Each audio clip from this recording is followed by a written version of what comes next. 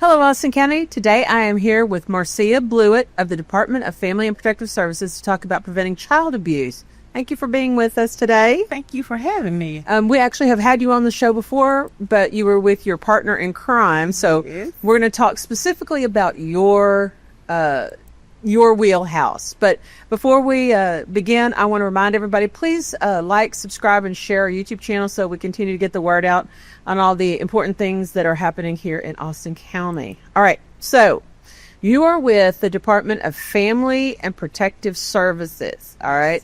And what does that do for the families and children in our area? What's your big umbrella activity? Okay, so the Department of Family and Protective Services, they maintain stability and safety of children and adults and the elderly and children. My specific division is the faith-based and community engagement. So what we do is we engage churches and community organizations and nonprofits to be able to provide those services and things that those families may need, from beds to counseling services to daycare help to sock drives, all that in between. What faith-based and community engagement does is we build that bridge between the community and our caseworker so we can get those things that those families need. Okay, so you're actually like an offshoot of the actual state part? So CPS, which is Child Protective Services and Child Protective Investigations, is actual what we call a program. Okay. So those are our boots on the ground. Okay. Those are who go out and do the investigations and work with the families.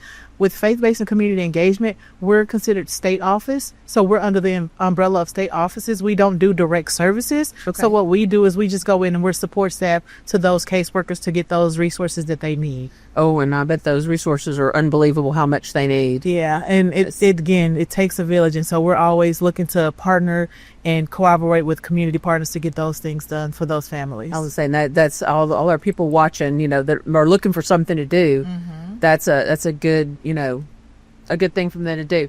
Okay, so, it's a very touchy subject, child abuse. Nobody wants to think about it, but it happens. Yes, ma'am. And so what are the most common types of child abuse? Because, I mean, I figure you can abuse anybody pretty much anyway, mm-hmm. But what are your most common things that happen? Actually, one's no greater than the other. Like, it's across the board. It's abuse, it's neglect in all forms and fashion. Like, medical's no greater than physical's no greater than emotional. They're all across the board. And so it's everyone's business and everyone needs to get involved because it looks different in different avenues, but it happens to everyone. And so it doesn't matter the socioeconomic background. It doesn't matter the educational background. Like, it happens to everyone, and it all resonates the same. Yeah, because I was just like, 'cause a lot of times people say, well, if they're poor, they neglect their kids, and if they're rich, they ignore their kids, and right. And if they're somewhere in between, maybe they beat their kids. So it's one of those things it happens mm-hmm. across the way. There's no one particular group. Okay, and I know that April is Child Abuse Prevention Month, and I know at the Commissioner's Court they had a proclamation and all kind of good stuff. Why they picked April, and what are some of the things that you do in April? So with April, it was just the month that they designated. I didn't know if it was like, the founder of the child abuse, Right. But some of the things they do is, of course, the county judge, they did do the proclamation to stand out. We also do our child abuse prevention walk, where we get out and we get the caseworkers and we get the community involved to bring awareness. We have a pinwheel ceremony in some of our counties where they set out the number of pinwheels for the amount of cases they had for the amount of cases that they had that year. They put up banners, they put up signs. In some of my other counties, they even have like a sign going across the county court that says, child abuse prevention. And they put out like yard signs. So it's a multitude of things we can do. It used to be child abuse awareness, but because people are getting involved and people are becoming more aware of what's going on, it's now moved to Child Abuse Prevention Month, because if we can stop it before it starts, then that'll alleviate that child having to go through something. So that's why we're heavy on the prevention. And some of the preventative measures we do come out into the community and speak with the community about how to spot abuse and neglect. And we actually have a seminar or a training class that we do. So if anyone's interested, we can come out and actually present that, like, to see the specific signs of how to spot abuse and neglect and how to report and things like that. that's one of our big things for our awareness month. And one of our other big awareness months is our November Stand With Me. Okay. So that's where we just go into the churches, because, you know, that's the heart of the people. And we ask them, like, who will stand with us and who will stand beside us. So to be boots on the ground as well. So even it's just offering prayer, to just pray for our caseworkers, pray for our kiddos, pray for those families. And if you are led and moved, what else can you do? And what else can you be? Like, you can do drives and you can offer care and all of those things. But it's just offering who will stand with me. And that was actually started by Bishop Blake. And he just asked his congregation, who will stand with me? And it's just spreads from there. I would say sometimes just one little question that's is all it takes. So it's something nobody wants to admit. Okay, so, you know, everybody knows I was a school teacher, so I knew some of the signs and things to look for. But if I'm just, you know, Susan at the grocery store who happens to see, you know, mom and baby as they come through my checkout line, and I notice that, you know, baby's not looking so good. What are some of the signs other than, okay, they don't look good, but why? What am I seeing? What are some of the things that I might see? Okay, so if you're Susan, clearly that's your job. So you see this family come in quite often. Right. So if you notice that little Marianne always speaks to you and she's always happy and she's always bubbly, now all of a sudden Marianne's very quiet and very reserved, that's something you might want to look at. And the thing about it is, everyone is a mandated reporter. They was like, oh, it's just for the teachers and the doctors and the psychologists and these people. No, if you're over the age of 18, if you see something, say something, because child abuse, again, is everyone's business. So you are, too, a mandated reporter if you see a child being abused, if you see a child being neglected, if you see a child that, okay, I saw this child about a week ago and they had this bruise on their face, and now the bruise is even bigger and it's out pussing. Like, okay, hey, you might want to look into that. And you maybe even like, hey, can I offer some assistance? Can I take you to the doctor? Can I do that? And the mom's just like, no. And the child's now starting to suffer from that.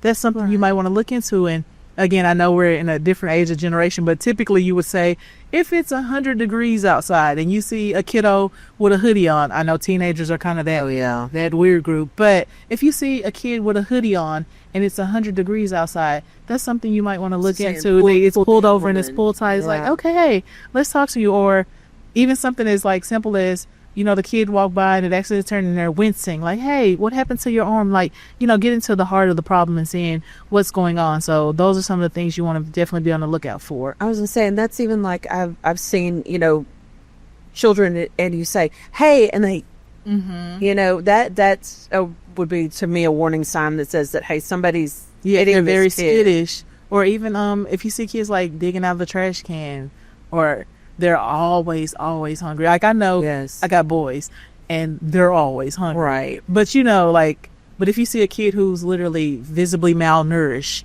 or you see an 11-year-old who's pregnant, right, those are some things you definitely want to get to the heart of the issue, because what's going on here. Right. I was say, when I taught, we had children and they would eat their entire tray and anything that with their friends, they were, you know, can I, and you know, it's heartbreaking, you know, because we I mean, you can look at me now and say I'm very well fed, you know, so I can't imagine. All right. You talked about reporting. The thing is that you said everybody has to do it over the age of 18. Most people that report are like teachers and parents and stuff. People also are afraid of backlash. So, like, you know, say I'm Susan at the grocery store and I see little Mary and she looks dirty and she's got bruises now and I know she's got a busted lip and whatever, and mama's looking a little worse for wear herself, and I go to call and I'm afraid, you know, is what's going to happen to me? You know, am I going to lose my job? Am I going to, you know, should I be afraid to report? No, ma'am. Okay. So the thing is, we will never disclose who made the call, ever. Like, it'll never be, oh, Susie at the store called and told us you were beating on Mary Lou. That will never be the case. It's always, our famous is, we received, you know, a complaint or an allegation. We just come and check and see what it is. It'll never be disclosed who made the call. And if you don't feel comfortable calling in, there's also the website. You can go in and make you can go in and create a profile, and you can fill out all of your information online. If you just want that little bit, the added level of anonymity, that's that option as well. So if there are certain cases though, we do recommend you call directly in. Like if it's a serious injury, it's going on right now, it's an immediate threat, we do ask that you call in. But you do also have the option to do it online as well, and the phone number is listed right there. And we're going to put it at the end. 252-5400. There you go. And we have our the website here, which gives you information, because I know a lot of people, like I said, they're a little nervous or frightened, and maybe they don't want to actually call CPS and say, hey, I suspect something, because they feel like, well, then I'm going to be put on the spot to say, if you suspect something, you've got to tell me right now. And so they could come here, look and see, am I overreacting or not? And speaking of that, is it one of those things, is it better to report it than, I guess it's always better to report it than not, in case something would happen. So even if you're not sure, you're like, okay, yeah, that's a little boy, he plays baseball and whatever, but I notice he has a black eye, which is kind of weird, and should you call or, and say, look, this is not ordinary. Yeah, so that's where I use the acronym STOP. This see the overall picture. Okay. So that's when you have to, like, one, if you have a good rapport with the kid and you know the kid, talk to them, have an understanding, because a lot of times people, they mistake poverty for neglect. And it's not that they're being neglectful, it's you're doing the best with what you have. And that's where you can offer those wraparound services where it's like, okay, hey, mom had to make a decision between spending the last $20 on gas or getting food. I know if I put gas in the car, I can get to work for the week, I'll get paid on Friday. Right. But my kids are hungry today. Right. So that's when you can provide those services of like, hey, here's our local food banks, here's our local charities where you can go and get groceries. Maybe these places offer certain discounts for kiddos on nights, so that those dollars stretch a little further. So some things, it's typically always err on the side of, if it's really on your heart, please go ahead and report it, but also take the time to get a little more to see what's really going on, to see if it's a poverty situation or if it's a neglectful. Now, if you know that, okay, everything's fine in this house, they have money, they have this, and you're just flat out refusing that child food, right? That's being neglectful, that's being abusive. But if you can't give what you don't have. Right. So that's where you have to, sometimes there is that fine line, but again, to always err on the side of caution, go ahead and make the report and then let DFPS come out and make that decision. So if I call and I'm like, hey, look, I know that, the Brown family down the street, dad's out of work, mom's pregnant again. I know they don't have a lot. I don't think they're abusing their children, but can you help me get services? Can people call y'all and do that? So typically that's when we refer out to 211 to get the localized services, to see if they have, again, food pantries, charities, things of that nature. To call DFPS is like, hey, we noticed dad has hit mom several times and the kiddos. Okay. And they're also impoverished. So dad's lost his job and now he's hitting on the kids because he's frustrated. That's when we would step in as Department of Family Protective Services. So if it's a poverty situation, that's when you call your local offices, local counties, try to see what charities they have. But if it's, hey, the kids are being abused, hey, the kids are being neglected, that's when you step in and you say something. So again, that's that seeing the overall picture is, okay, if they're out of work, they don't have it, versus, okay, they're out of work and abusive and being mean, things of that nature. So it's one of those things, you are pretty much for straight up hitting, starving, medical sexual abuse, all of those things. So that's when you call DFPS. And a lot of times, like, we also have to stress that because, mom you're on child support and you feel some type of way about it, or you're getting a nasty divorce, or grandmother doesn't like mom, those are not reasons to call in, because some people think, oh, I'll just call CPS because it's like this, that, and the third. No, it has to be a legitimized reason that you're like an actual genuine concern, not because you're being malicious with your intent and there's nothing really wrong with the child. And do you get in trouble for that? If like if I call, because I don't like my neighbor and I think that they're horrible people, and so I call and I'm like, hey, they're beating their kids, hey, they're starving their kids, and they come out. It becomes a continual thing where like you're calling in, we're getting case after case after case, then yes, that does become an issue, because now you're taking resources away from time and efforts where we can really be investigating actual issues and not you're just making false claims. Okay, because I know, you hear those horror stories about, I have a clean house, I have everything, and CPS keeps coming to my door.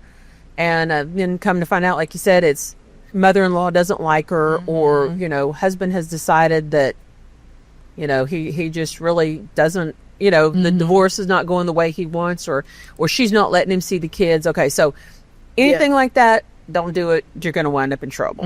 That you'll let the courts decide on that. That's not our arena. Yeah. Okay. So, say, somebody reports me for child abuse. All right. You come to my door. The thing is that you're not the enemy, but you may seem like an enemy to me because you're coming and you're questioning my parenting. All right. How do you handle something like that? And like, what are the steps that you take? Because I know it can't be all sunshine and roses. You go knocking on the door and you're like, hi, I'm from CPS. And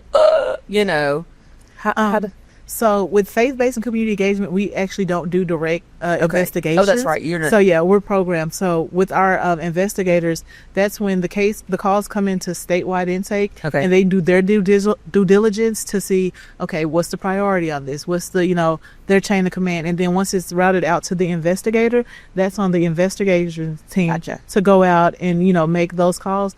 As faith-based and community engagement, we're literally like, if it's an investigation, it's like, okay, it's not necessarily the worst. Like, it's, again, they don't have food or they don't have diapers. Okay, let's refer them to the Rainbow Room. Let's refer them to some of the resources so that we can stabilize and secure this child in this home, and then we can move on. If it's a situation where, okay, they need some additional services and additional time, and it goes to what we call faith-based and safety services.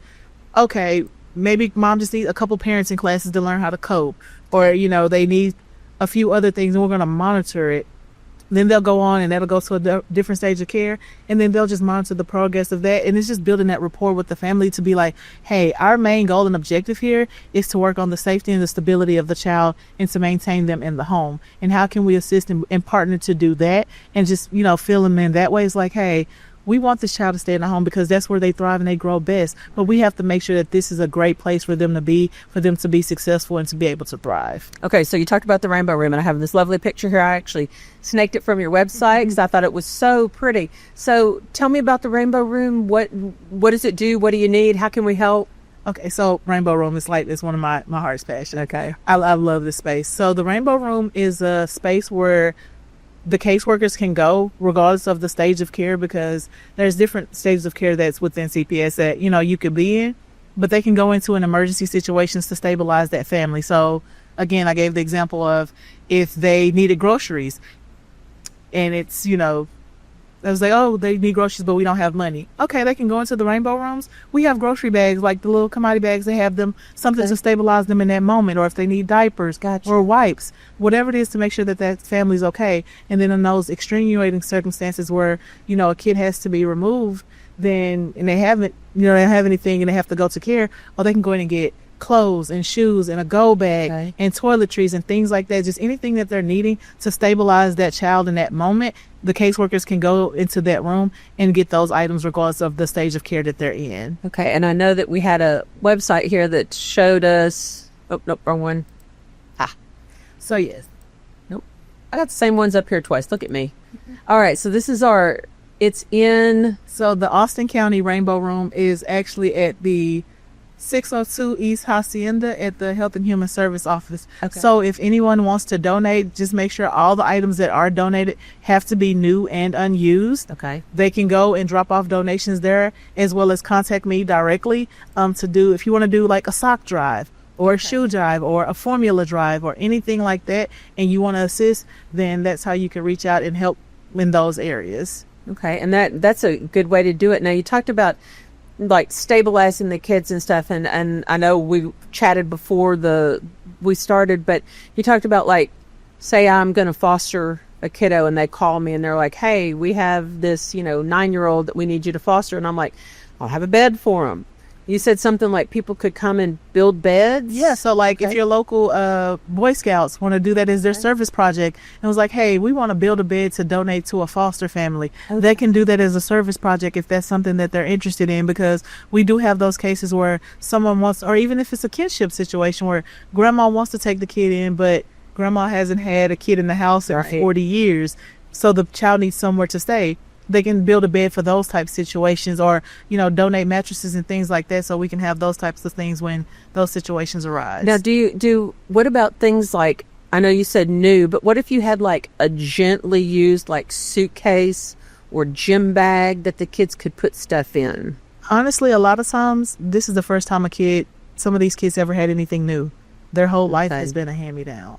So You the try part, to make the sure part they of the get rainbow something. room, we do require Gotcha. that it is new and unused, because they're new. They deserve to have something nice Right. as well. So we ask that all of those items be new, because again, sometimes this is their first new pair of shoes or their first new shirt. They've never had that, so we What want to about- give them that experience. I said, what about like stuffed animals or things like that? If Again, it's everything is required, everything Okay. brand new. But an alternate option is, again, part of faith-based and community engagement is we work with local churches. Okay. So if a local church wants to get involved and was like, hey, we want to open a foster closet where, Okay. they can come in and get things that they need, maybe clothes, shoes, and they want to take gently used items, then they can do that as a prerogative and be a resource to the family and to DFPS in that way, that they have a foster closet now that they can go to get items to help them out that are gently used. Okay. Also, you talked about some of the, let's talk about some of the things. Like you said, they need clothes, shoes, underwear, things like that. What about like laundry detergent, things like that? Laundry detergent, cleaning products, hygiene products, like pretty much anything you would need on a day-to-day basis, they would need on a day-to-day basis too, because again, it might be a situation where, okay, mom just needs to clean the house up a little bit. But again, if I have to make a decision between bread or Clorox wipes, I'm going to go with the bread. So yes, Clorox wipes, the little toilet bowl cleans, all of that, like household items are also welcomed. And can people who are like going to be fosters, like say I was going to foster and I was going to have a baby, well, I don't have any baby detergent. Could I get some to tide me over and say if they bring the child to me at 11 o'clock, and here's some clean clothes and some dirty clothes, and I want to wash them overnight, could I say, hey, can I get some detergent and I'll replace it type thing? Well, the thing is, you won't have to replace it. It's not like if we give you these clothes, hey, once this baby, no, those go with that child and it sticks with that child. But if it's available in the rainbow room and we have some in office, then yes, ma'am, it's like, hey, we're out of this. Okay, well, we can help you with that. So again, as long as it's to stabilize and ensure the safety of that child. Okay. Do you ever put out wish lists? So yes, we actually do. We are actually currently hosting our back to school drive, which I can send you the flyer for. Please. So it has our Amazon wish list on it. And so it can go directly to the Amazon, and then it goes straight to the rainbow room, and they can order all of the stuff. And then we do those again at Christmas as well. We usually do a separate, like we have a running list. If you go to the website, let's see, which is there's Hacienda. Okay, tell me, I had it at one time. The Texas Child Welfare Board, because also here in Austin County, you all do have a Child Welfare Board that also there we are. Yes, I closed that one out. We are Region 6. All right, there we go. And we're gonna scroll. Rainbow rooms. Boom. There's a list, and there should be a list of items. Those are our awareness orders. Okay, there was a list on there. Well, if not, I would say we'll definitely get it, and we will add it to the end of this so that people can download it. Yes, ma'am. And here's the those are your actual lists for Region 6. Okay. So, yeah, and it shows everywhere. So you're not just Austin County. You guys are. So all of Region 6 includes, and I'm gonna try to be. Well, here, let's see. Here, it's Austin County, Chambers County, Liberty County, Montgomery County, Walker, Waller, Liberty, Brazoria, Galveston, Harris, Matagorda, Warden, and Colorado. There you go. So it's 13 of 13 counties. Okay, and here's your different people. So if you want to get involved, your local county is Austin County. That is Miss Janet Offing. She's the chair of the Child Welfare Board. Okay. So maybe if you want to do a monetary donation, you can donate to your local board as well, because they do things like they also help support the children in care by doing special requests. So if it's something that's not in the Rainbow Room, like let's say they need a pack and play for a sleep safe for an infant, they can request the pack and play through the board. If there's not one in the Rainbow Room, they can request one through the board, and the board can then go ahead and purchase the pack and play for that family. Or even if it's something like, mom needs help with an electric bill. Like that's literally the only thing you're needing to stabilize this family, is to make sure the lights don't get cut off. They can petition the Child Welfare Board to see if they can assist with that. Or if it's something that the kiddo needs, like, hey, the kiddo needs school clothes. They can do them a stipend for that as well. Okay. It shows you all the names and numbers and everything. Here we go. Look, we found it. Make a donation. There you go. No, it's not up right now. Okay. It may be. They are updating the website, so I'll lead with that. What happens? We'll hear resources. Anyway, point is that we'll go through him. We will find it for you. I don't want to get too far off track because I'll be off in the weeds before long. But so, whole thing is, end of story, donate. Yes. Because contribute. It takes a village, and we all have to help each other out here. Exactly right. All right. So, gosh, we went over all this Rainbow Room. Okay. Foster care. All right. So I want to volunteer to be a foster care person. I know you're faith-based, but can you help me understand a little bit what it's going to take for me to do this? So with foster care, now the new process is you will go through our child placing agencies. To get, which we have several local child placing agencies. You will go through them to get certified to become a foster parent. And then once you get all your credentials and go through your classes, then you're able to go ahead and foster at that time. Or even if, maybe someone wants to foster, or they're not quite sure if they want to foster yet, but they just want to see what it's like. For respite care. That's also an avenue someone's able to go with, where they can just pop in and is like, hey, I'm just going to watch the kid for a little while you all go out and, just decompress, or go on a date night, or go out to dinner, or just go, have some time to yourself. So you're kind of like a fancy babysitter. Yeah, just a little bit. Yeah, a lot of people don't realize exactly what respite care is. It's basically giving them a break. And I would think that would be something that would be especially for your younger mothers, younger families who just need, like you said, a little something, or families that don't have family around. You move to a new town and right. And again, with the foster families, the church is going to always be their biggest go-to, because even if they want to sponsor like maybe a mom or dad's night out, where they just like, hey, you can drop the kids off for a couple hours and we'll watch them and make sure they're fine, and then you can come back. Just make sure you come back and pick them up. That's the only question. That's it. But yeah, those are options as well. As I say, I have a lot of respect for the people who foster, because I just really don't think I could do it. It's you got to have a big heart, and I have a pretty big heart, but to get that call at 2:00 in the morning, hey, we're bringing you a 6-month-old and a 4-year-old who have just been taken from their family and are visibly upset and whatever. I mean, you've got to be a good person. I heartily applaud everybody who does that. Absolutely. Again, that's why I say, if fostering is not where your heart is, we always looking for foster families, but offer respite care, put on a drive, or even if you want to just pop in and like be a support system to the foster family. So it's like, hey, I can't take this foster kid in, but you know what I can come do? I can come help you do laundry. Yeah, mow your yard. I can come mow your yard. Right. I can come help you clean up.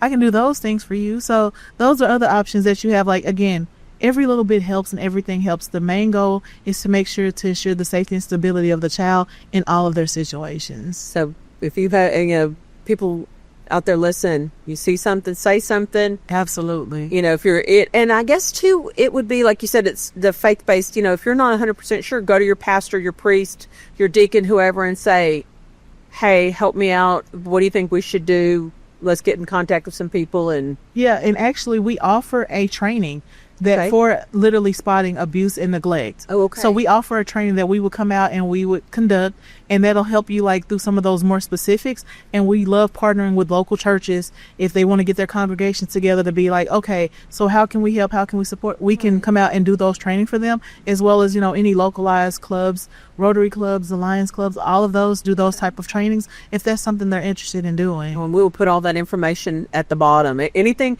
we talk about, we put the information out there. We'll put your contact information so that anybody who sees this has all the information they need. Please feel free to reach out. I love working with my Austin County people. Like, I love it because it's just that tight-knit community, and they do believe in helping each other. And so I love working out this way. Yeah, we just moved here a year ago, and it amazes me coming from, you know, the big city to a small community. It's amazing, that whole thing about your neighbors really do know you. So I think, you know, you've answered all my questions. You did such a good job. I had this long list of questions and you got with it. Is there anything that you think we left off? I think we're pretty good. Again, if you see something, please say something. Please report that 1-800-252-5400. Go to the website. If you want to donate, please contact me. We can do a drive for the Rainbow Room. Always got to help those kiddos. And if you're interested in becoming a foster parent, we can also get you connected with your local CPA. So again, with faith-based and community engagement, always looking to work with the church to see how they can help, because again, it takes a village. And so just looking to unite the cause so we can make sure that children are safe and that they're stable, and their generalized well-being is just gonna, you know, make them be able to thrive and grow into great adults. Yep. Because that's how Austin County stays strong. There we go. All right. So thank you for visiting with us today. Austin County, that's it for today. Don't forget to like, subscribe, and share our YouTube channel so we continue to get that word out. And until next time, keep smiling.